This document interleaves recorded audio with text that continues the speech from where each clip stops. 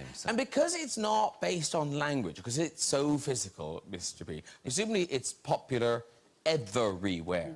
Yeah, it is. It has what we might call a global outreach. So, like, are holidays a misery? Can you go anywhere? Well, yeah, I can't go to many places where you're not recognised. And it's the... yeah, the thing I find most tricky is when people don't recognise you particularly, but half recognise you. You know, it's that strange thing where they go... And of course that means they stare. They stare a lot, and they just look. You're sort of feeling, I wish that person wouldn't stare at me. So, you know, I'd rather just, you know, hold up a flag saying yes, yes, it's me. A few years ago, there was I was in a Land Rover parts department near Peterborough, the kind of place you find me on most Saturdays. And we're waiting for car parts. And car parts, guys hang around a lot because, you know, to get a part, the guy has to go half a mile to the back of the warehouse and then come back again, and he brings it back. And he says, this is a left-hand one. Oh, you wanted a right-hand one. Sorry, I'll go. And he goes, and it takes forever. Anyway, I was standing around with a group of guys, and I could see this guy doing that.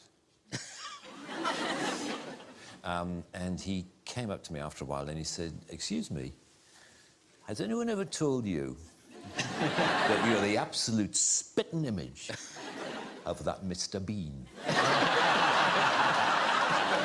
I said, well, actually, I am the actor who plays Mr. Bean. And he said,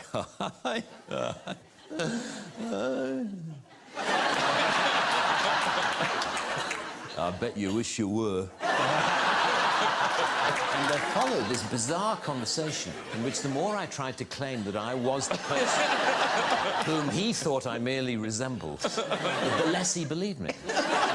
So but what was funny was how close he thought I was to you know, he said the resemblance is uncanny.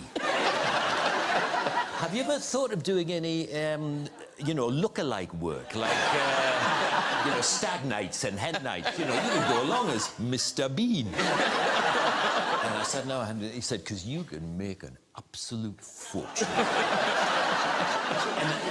And I could tell after a while I had to bring the conversation to a close because clearly not only was he not believing me, but he was getting quite annoyed you know, that I was pursuing this line of I am Rowan Atkinson and clearly he thought I was this total arse. Just because I happened to look a bit like Mr. Bean, goes around the country actually claiming to be Mr. Bean. You know, what a twat.